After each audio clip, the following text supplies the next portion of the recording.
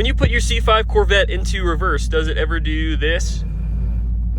It just pops out of gear and grinds. So in today's video, I'm gonna show you guys exactly how to fix that.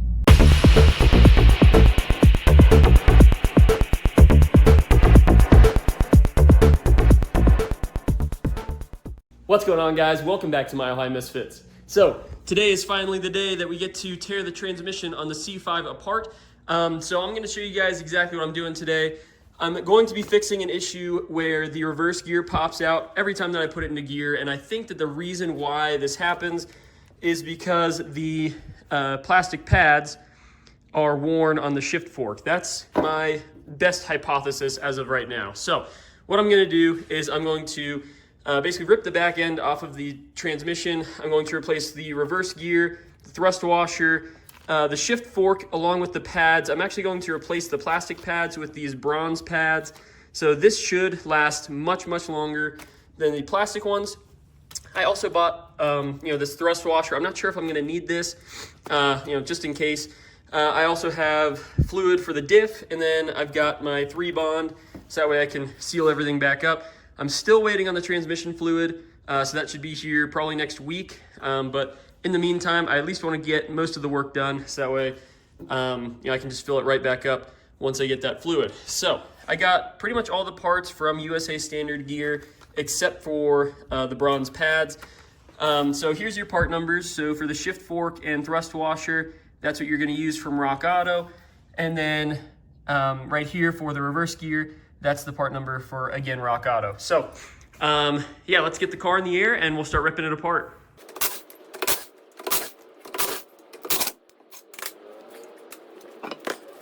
And next it is time to uninstall this brand new exhaust that I just put on. So let's get that out of the way.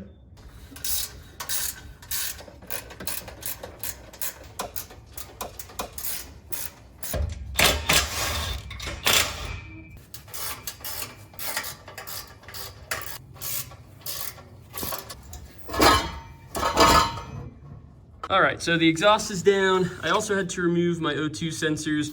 You might not have to do that if you've got the OEM exhaust, but since I have long tubes, they kind of get in the way. So next, we're gonna be taking out every one of these 8mm bolts on your torque tube plate, and then we're gonna remove that. All right, so now that the exhaust and that plate are out of the way, now let's start working on removing this cradle here. So for the brake lines, basically all I'm gonna do is I'm going to disconnect it from the caliper. This is a 13. I'm also going to disconnect this one here. That is a 10. And then whatever fluid comes out, I'll just catch with this cup. Oh, piss.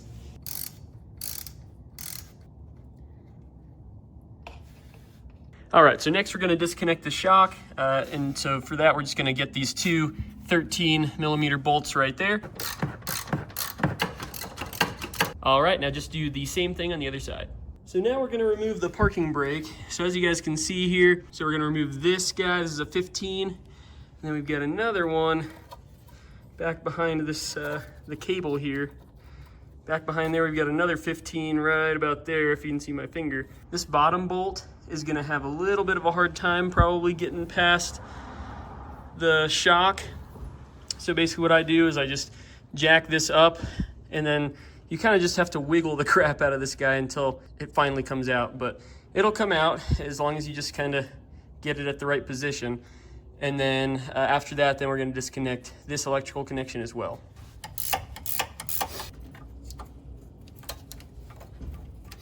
So now that things are loose, you're just going to disconnect this guy from this peg here. You're just going to pop it off like that. And then up here on your electrical connection, basically this little tab you're just gonna lift up and it'll just pull right off of that, and then you're good to go.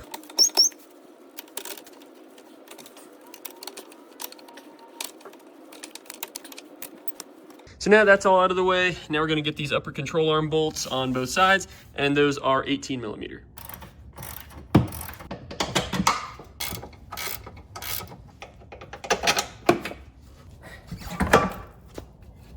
Both sides are done now, but I will say, before moving on, make sure to throw all your bolts back in to their designated spots.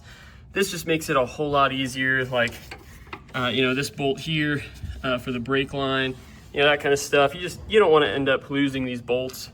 So just make sure that you put everything where it's supposed to go, and you'll be thanking yourself later. So now we're just going to unbolt the sway bar. So this bolt and that bolt, same thing on the other side, and these are 18 millimeter. So now that the sway bar is down, we're going to undo these two bolts that will release the differential from the cradle. So those are 18 millimeter as well. So now at this point, we got everything out of the way. So we can just pull on this axle. It might be kind of stuck in there, but it should come out of the differential from there. So I'm gonna pop that out real quick. So this next step is very important. You want to disconnect all of your electrical wires and your brake lines and stuff. They all have a bunch of clips, like here, and then down at the bottom, and kind of on the sides. So you'll just want to make sure that you disconnect all those. Now it is on to removing this bolt here, and then the one on the other side, and then the two on the passenger side. And then obviously before undoing those bolts, you want to make sure that you have a jack here, and you also want to have another jack under the transmission, because once the cradle comes down, there's going to be nothing supporting the back end of this. So make sure that that's supported, and then you can drop the cradle down. So here's what I've got. So I've got a transmission jack under the T-56. Shout out to my boy Justin for letting me borrow that. If you don't have a badass friend like that, you can buy one from Harbor Freight. They're not super expensive. And then I've also got the jack under the cradle here.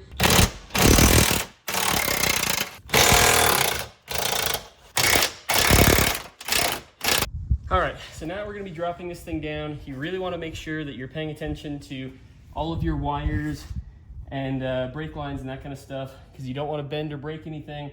So just go nice and slow, keep it as balanced as possible, and just lower it down.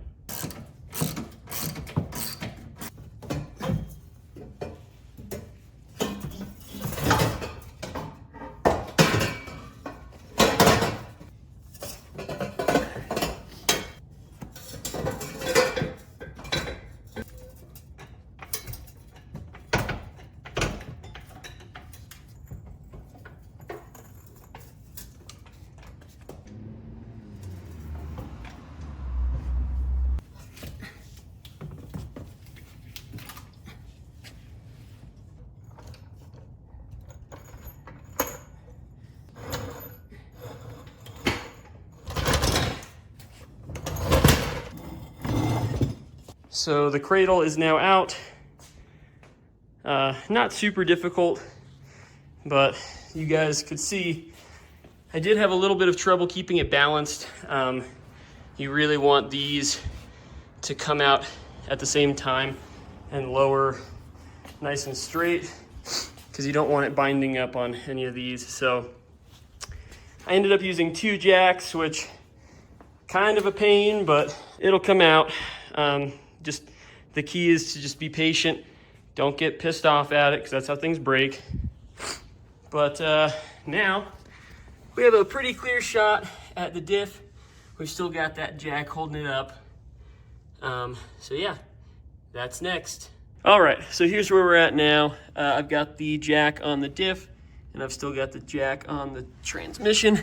So there's, let's see, 1 nut here, another nut here, and then up here at the top, there's a bolt, and then I think it's the same on the other side. So total of probably 5 pieces of hardware you're gonna have to remove.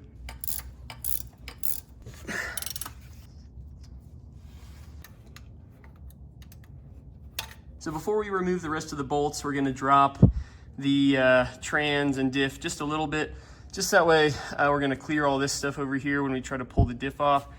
That can really get in the way, and we don't want that. I also forgot to mention, you also want to remove your shift knob and your boot, just that way it doesn't tear anything up. It'll fall right through the trans tunnel here. So make sure to take those off. So as you guys can see, by lowering the diff a little bit, it gives us a much better access to the bolts at the top. Much less frustrating this way. All right, so now that all the hardware is removed, you want to pull this guy off of here so it doesn't pull your electrical. And then you've also got a wiring connector up here. So just like that, you just lift that tab, that comes off. So now your harness should be free. So now we're going to use just a little bit of leverage to try and pry the differential off of the transmission here. And then we should be able to lower it nice and slow. Again, we might have to lower it just a little bit more so we clear all this, because the input shaft that goes into the differential is pretty long, so we just don't want anything getting hung up.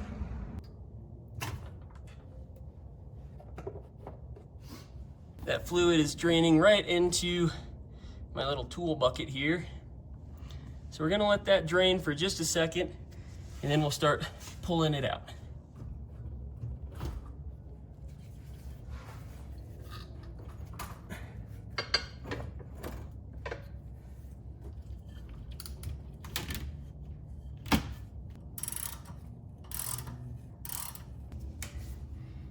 All right, just a bit more. We're almost there.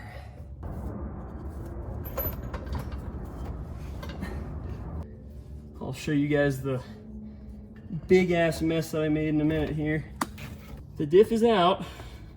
Well, as you guys can see, I made a mess, and this diff is still leaking. So I'm gonna get that cleaned up real quick. All right, guys, here we are. So that was a pain. That definitely sucked. But let's just see how long this guy is here. Let's, damn, 9 inches? I'm jealous. All right, so now we are going to drain the transmission. Your drain bolt is right here, as you can see. You also want to have a extremely clean drain pan for this, just because if there are, you know, sparklies and all kinds of crap that drains into this, you want to know about it. That'll tell you a lot about the life of your transmission. So I'm going to crack this open, we're going to let it drain, and then we'll take a look at the fluid.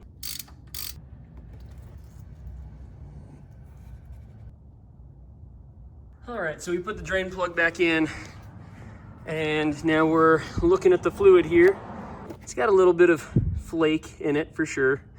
It's probably from the reverse gear issue, but honestly, it really doesn't look too bad. I mean, it's definitely a little brown, but you know, it's still got most of the red color that we're looking for. So I'm not too worried about it. So now it's just time to tear off the back end of the transmission, and we can take a look inside. So these bolts on the transmission pretty much just go all the way around. These are all 15 millimeter, so we're gonna take all those off, and then we can pry this cover off. All right, all the bolts are out now, so I'm gonna use some light pressure, maybe with a rubber mallet or something, just to separate it from this face here. And then we should be able to access the reverse gear and everything in the back of the transmission. So this should be, I guess, the last step until we can start doing the fun stuff.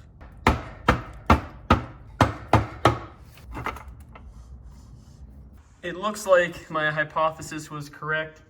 As you can see right there, that is what's left of the shift fork pad. And then on the top, doesn't really look like there's anything. So yeah, these are definitely worn out. Replacing those plus replacing the shift fork should give me what I need. Hopefully I'll get full engagement. I'm also gonna flip the synchro and then replace this reverse gear. Might not need to be replaced, but while I'm in here, I'm just gonna do it anyways, just to be safe, you know, cover all my bases while I'm here.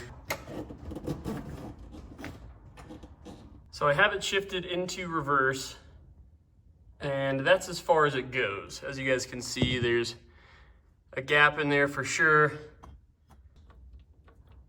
Yeah, definitely doesn't feel Good. So we'll be replacing those. Now that I've tested everything, I'm going to start disassembling the gear assembly. So I'm basically just going to slide on each piece of the assembly onto this rod here. As you can see, I have rear of car on there. Just that way I know exactly where each gear and all that goes. You really want to keep very good track of that. Have the same orientation. You don't want to like flip it and then put it on backwards. So just make sure you're cognizant of that. And then I also picked up some lock ring pliers from Advanced Auto Parts. I got these for $17.30 after taxes.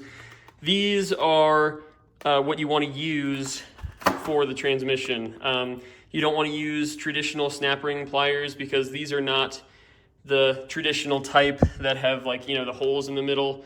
These, you can see, are flat on the ends. So you can open those up. They're a little bit thicker and you don't have to worry about them, you know, flying off and hitting you in the eye or something. So yeah, pick up a set of these. They're pretty cheap. You can also get them on Amazon for even cheaper. So I'll leave a link to that in the description. But let's get started on ripping this thing apart. Here is your lock ring.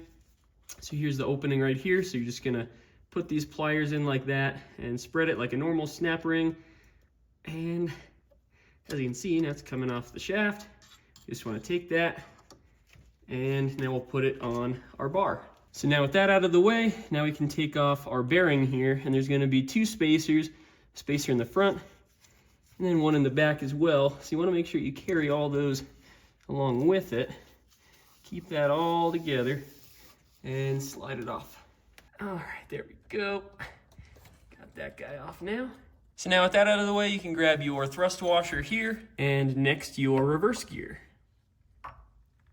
So this is where we're at so far. And you'll also notice that your reverse gear here, this little wave ring also came off with it. That's supposed to look like that, so don't worry, it's all bent because it compresses like that. So it's gonna give some spring force there. So just make sure you put those all on the same way they came off, and we'll keep going. All right, so now we're gonna take out our needle bearings here. That is what your reverse gear rides on. And so next you wanna take apart this whole assembly here. So you've got your shift fork here. This one has a traditional snap ring on it that you're gonna have to take off. But because this guy wants to come off, we're just gonna pull him off now, just to get him out of the way. All right, so now we're gonna use our snap ring pliers and get in here. Spread that one and pull it right off. And then with that guy off, we also have another lock ring here in front of the synchro. We're gonna slide it off. So by this step here now, should be able to just slide this entire assembly off. There we go. Now pull this all off at once. Here's what we've got. So we took everything off and put it onto this bar in the same orientation. As you can see, this is exactly how it came off. Everything looks like it's in decent shape. As you can see, the teeth on the reverse gear are a little chewed up. That was anticipated though. So that's why I got a new one from Rock Auto. So this one's got fresh teeth on it. That should not be a problem. And then also, you can see on the shift fork here, there is no pad on the upper portion of the shift fork. On the lower portion, you guys could see from before, it was definitely torn to pieces. There's quite a bit of other plastic pieces inside of this, so I'm gonna have to clean that out. Also on the front, you can see on the synchro, these teeth are chewed up a bit. That's obviously from grinding on the reverse gear. And then on the back here, it has fresh teeth. So what we're gonna have to do is we're just basically going to grab that synchro and just flip it, just that way we've got those fresh teeth. The good thing about the reverse gear is that on the other side, you don't have anything. It's just a standalone gear. So you really don't need that second set of teeth on the synchro. So instead of having to buy a brand new one, we can just reuse that, which is super nice. So let's get started on putting the bronze pads on the shift fork, and then we can start basically putting everything back together. All right, guys, welcome back. It's a couple weeks later now. I had to wait on a couple more parts. So I got this new blocker ring here, and then I also got the new lock rings. So I've got it on the kitchen counter right now because it's pretty cold outside and I wanted to be able to sit down. So first thing that I did is with this synchro here, I'm working on flipping this. So there was some pieces of the old shift fork pads in there. So I scraped all those out with just a little pick, got it all cleaned up and wiped it off. So in order to flip this, so as you guys can see, these teeth are completely worn. So I'm gonna flip it over and use these teeth instead, since the reverse gear only needs one side of the synchro and this is two-sided. So first I'm gonna get this plastic ring off. So I'm gonna use some tweezers here just to get that, because the fluid behind this kind of makes it stick. It's really hard to get out with just your hand, so having something like tweezers to get that out is really helpful. And then you also have this spacer here that's going to go on the back, so we'll want to make sure we put that on the right side as well. A lot of people will put billet keys in here instead of using these stamped keys. I'm not going to go and do that right now just because, you know, this is reverse. I'm not going to be putting a ton of pressure on this anyways. If I was tearing the whole transmission apart and I had, like, you know, third and fourth gear out, I'd probably do the billet keys. But, you know, for this rebuild, I'll probably just stick with what's in there. And so I'm not going to take any of these out. This spring here is going to stay the same. So really, I'm just going to flip this onto the other side and then basically put it on that way. So that's what we're going to do.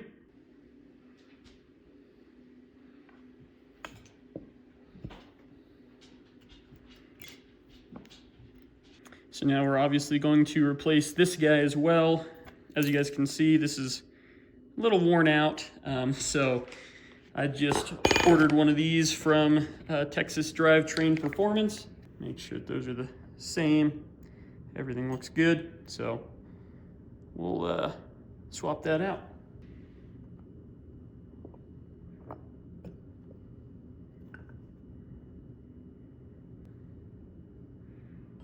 So if you do take apart your synchro, there is a way to put it back together that you'll want to make sure that you do correctly. With mine, I have these little marks right here on that guy and that guy. I don't know if this is an OEM mark. It kind of looks like it was just scribed on there. But basically what this does is it just makes sure that you line these up correctly, so that way your keys will fit inside of these notches kind of all the way around. And basically what that's just going to act as kind of a detent for your synchro, so it kind of like locks into place when it slides. So I'll show you guys how to do that. So I'm just going to line these up, and basically what's going to happen is you'll notice that each of these slits here for the keys will have those notches marked in there. So you'll see that that's lined up. And then this guy, this arrow here, lines up with obviously one of your notches. I don't think that it matters which one because it looks like it's all symmetrical. So there's two different ways to tell that you're in the correct spot. And then after that, then you're just going to drop your keys back in there. And once these guys are in, then that's when you're going to take your spring. You want to make sure that this guy, you can see it's got a little angle on it. You just want to make sure that you stick that into the center of the keys if you still have the stamped keys. So then we're just going to do the exact same thing with this guy on the back. And what I've heard is you kind of want to offset these. So like, you know, this one has this open space here. You'll probably want to have it like on the other side.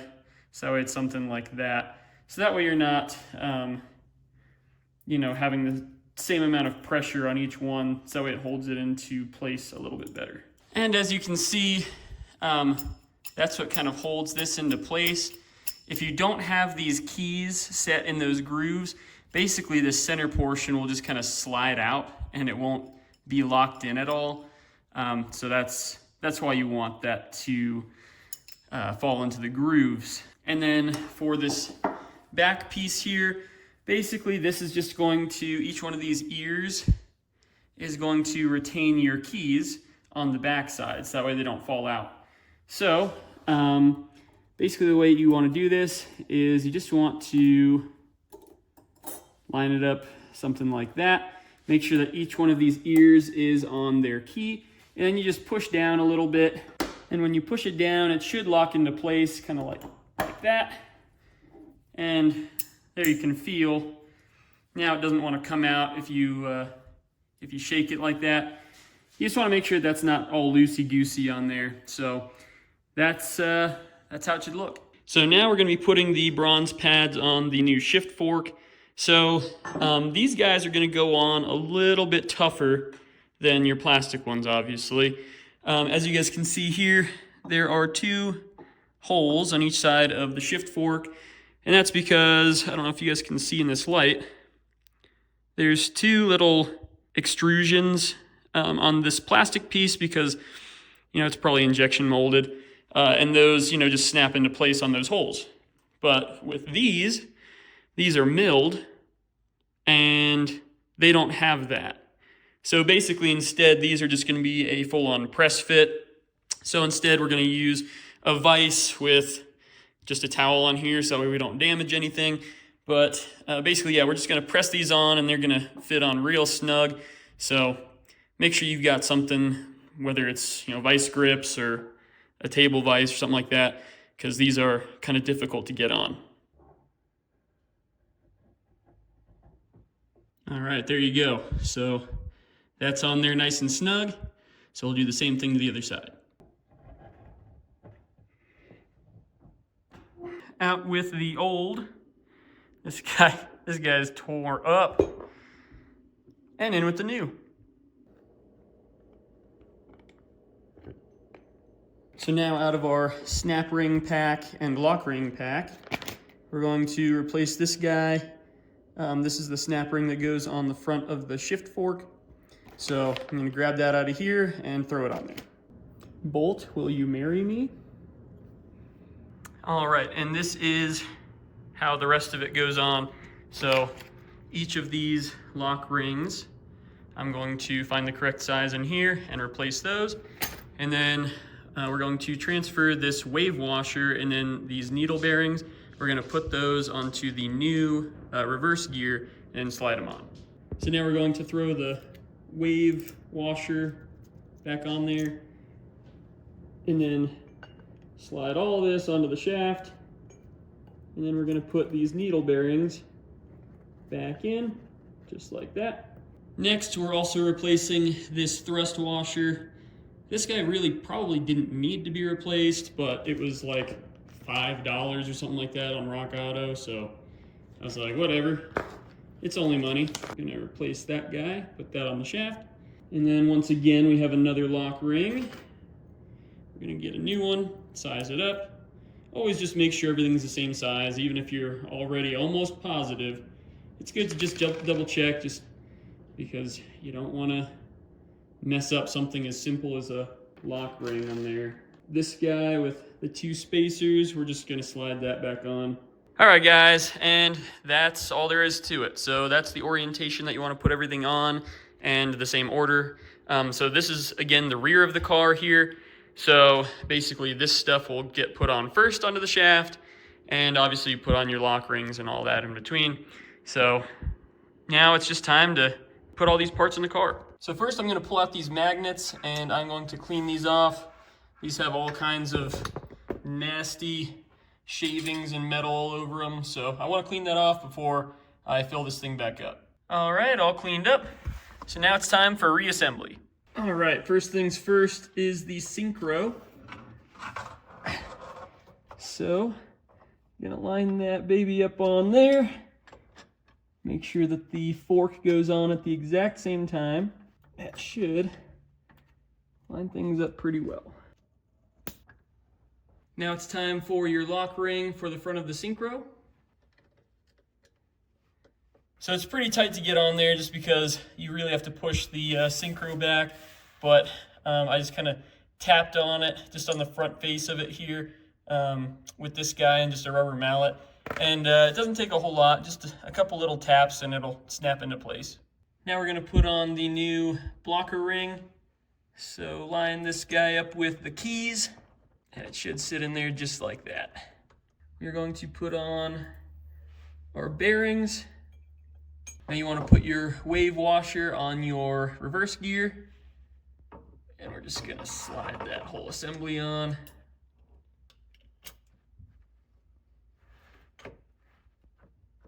And then is the thrust washer. And then that'll give you just this perfect gap right here for your next lock ring.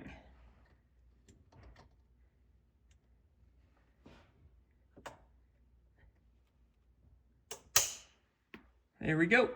And last but not least, now you have these bearings here with the spacers. Those will sit right there. And you got your last lock ring.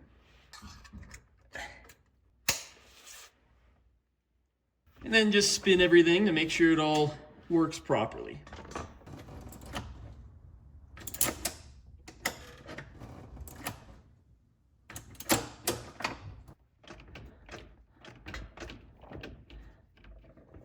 All right, so what I did is I just put the rear cover on just to make sure everything works. So first, second, third, fourth, fifth, sixth, all that works. And then reverse, there we go. Feels much better than it used to, not nearly as sloppy. Now we've got this rear cover back on. Now I can test this out. Yep, that's good. So now I'm going to take the bolts back out of this, and we're just gonna seal it up, and then we can start putting things back together. So now that everything's reinstalled, we are going to just clean up this surface here.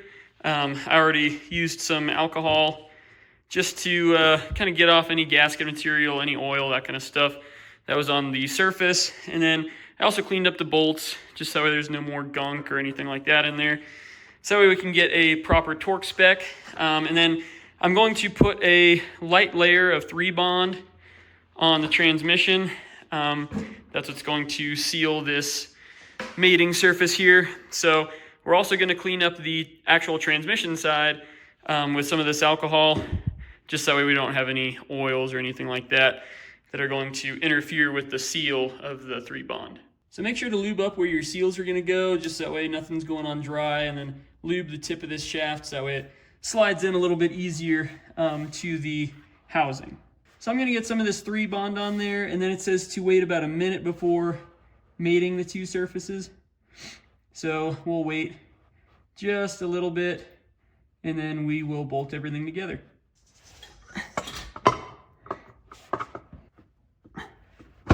There we go. So now we're going to thread in our bolts and just snug them down just so it's a little tight on there and we get some engagement.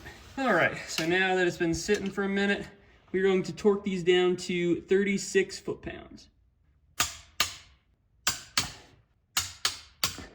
Next step, I just cleaned off the extension housing. I got rid of all the gasket filler material and that kind of stuff. Cleaned that up with some isopropyl alcohol, and then I came over here, cleaned up the diff a little bit as well. So I just used Scotch-Brite and I just hit these sections here, and then cleaned up all the edges, and then used some isopropyl alcohol on that. So now this is all cleaned up and ready to go. So we're going to replace this O-ring here, and then what I'm going to do is I'm going to put on some 3-bond all around this housing, and then basically mate the two together and then torque it. I'm not sure if this calls for RTV or anything like that, but when I took it off, it already had RTV all around it and it didn't leak. So I'm just going to do it again. no harm in sealing it in 2 different ways. So we're just going to do that, and then basically I'm going to put the differential on the jack here, jack it up, and then we're going to kind of tilt it on there, so that way the output shaft can slide in there, and then we'll straighten it out once everything is past this hump here, and then we'll bolt it up.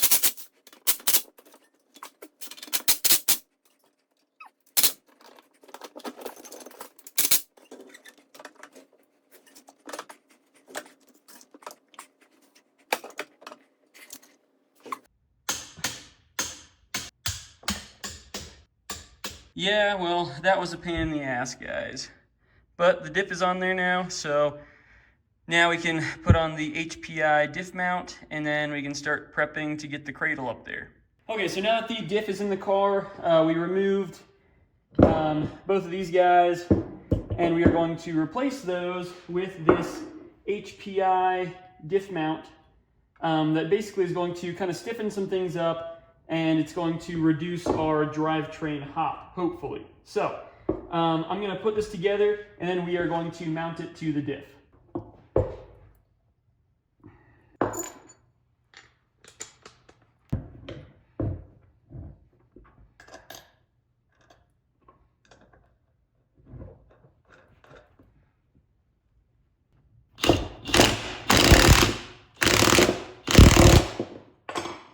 Okay, so here we are.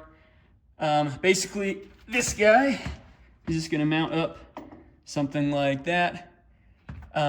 So the only thing that I ran into is with this guy, they have these countersunk holes, and the bolts that they provide fit in there very nicely, but there's no way to get a socket in there. So I can't figure out why that was done. Basically, I just got a washer to make it flush like that, and it'll just stick out the top and then mount to there. So I think that'll work just fine. So we're gonna do that.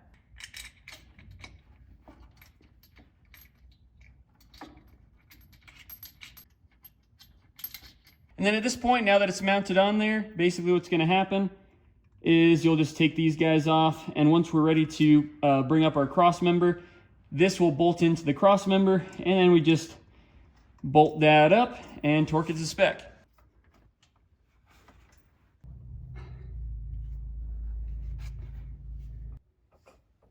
All right, there we go.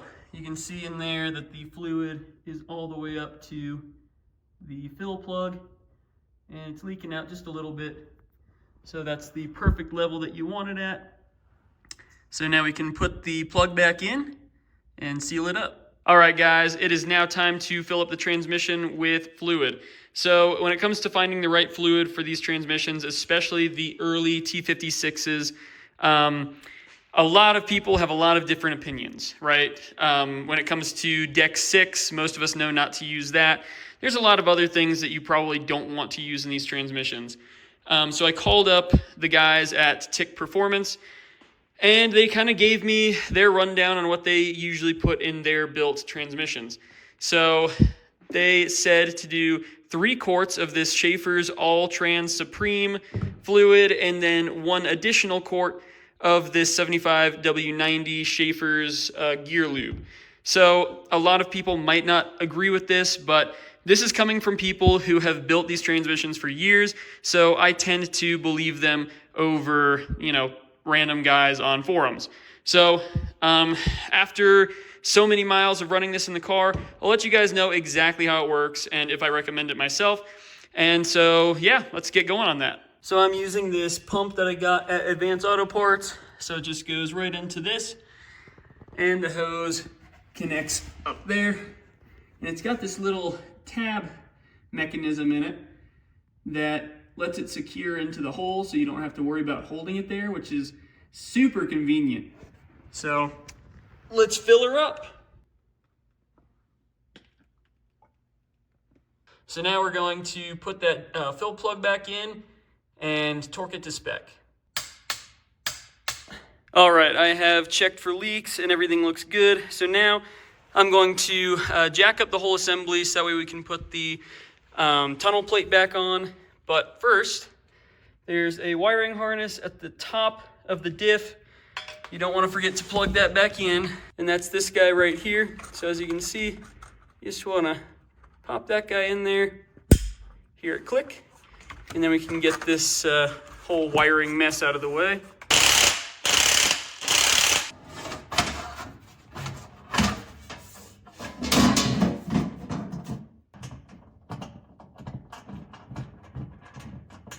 Now that your tunnel plate's back on, make sure to reinstall your O2 sensors and then reinstall your exhaust.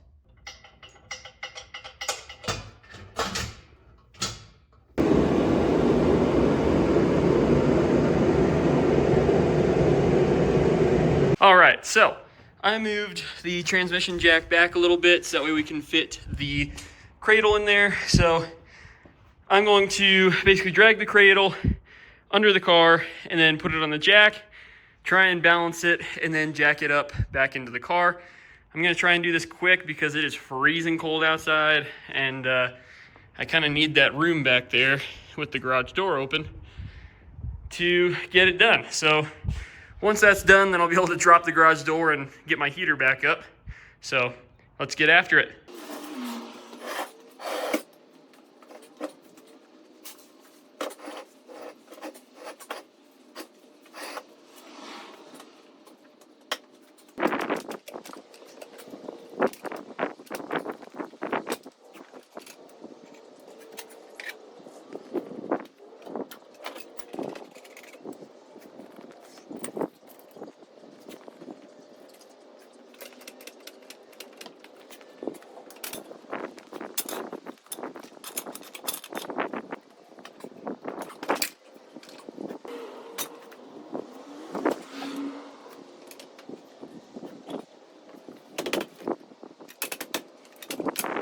Okay, so basically what I did is I put a rock right there to kind of balance this thing while I was jacking it up. I also had to use some jack stands to keep things level, because when you're jacking this thing up, it needs to go in straight. It's gonna need to sit on both of those studs from the get-go on both sides. So it needs to be jacked up really level. And then obviously the HPI diff mount is bolted up now. I just have them on there loosely, but make sure those go in, because if not, they're kind of hard to line up, so you might have to kick some things around. But yeah, if it's just not seating in there, make sure that these are lined up, because those are a little tricky. But from here, I just have to jack it all the way up and then bolt it up, and then we can start getting everything else buttoned up.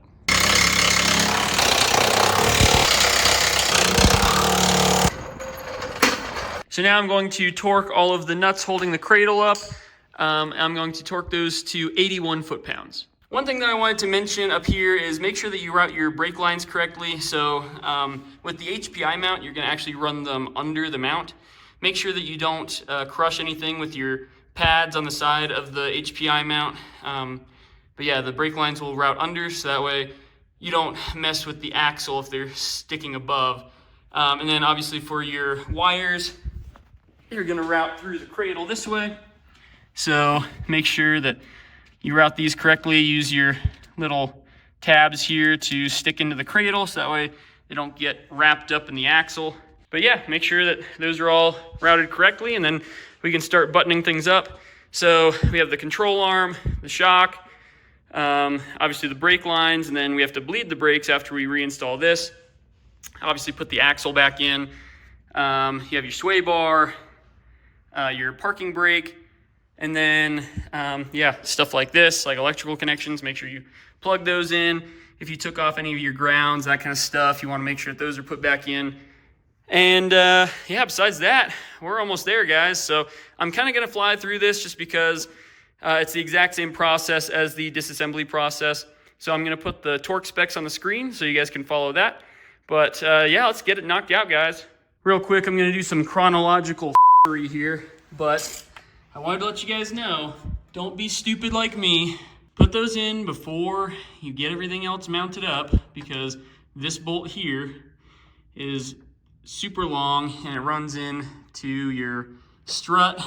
And so if you forget to put it on like I did, you'll have to unbolt this and push it back, and then this will basically drop down just a little bit, and it'll give you just enough room to get that in. So just do it the easy way. You know, it's not a big deal having to undo this, but it's just one more step in the process that's already been completely too long. So yeah, just don't forget that.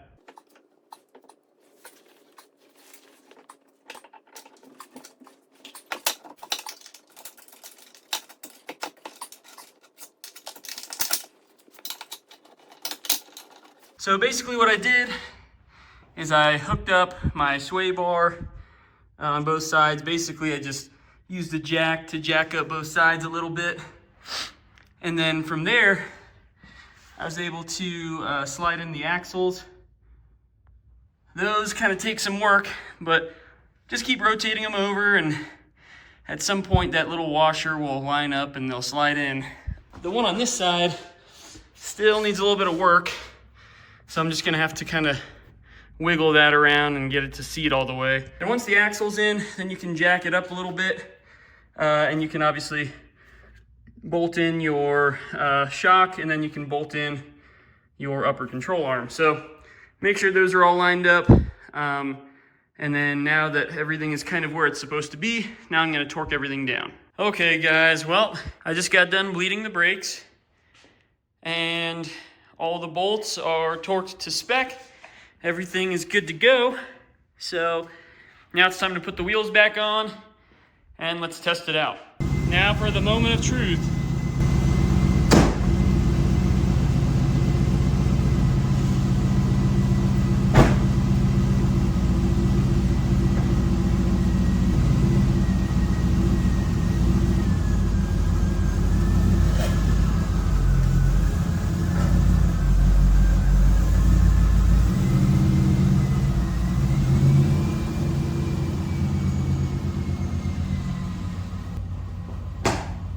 It works.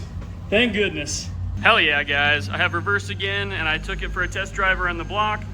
Everything is good from what I can tell so far. No new noises and stuff like that. It shifts really well with the new fluid. So we'll see how that holds up.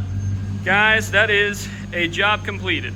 But there you have it, guys. That's how to fix reverse in your C5 Corvette. If this video helped you out, make sure to help me out as well, and subscribe to the channel, because that is the best way to support Mile High Misfits. But I'll catch you guys next week. Thanks for watching.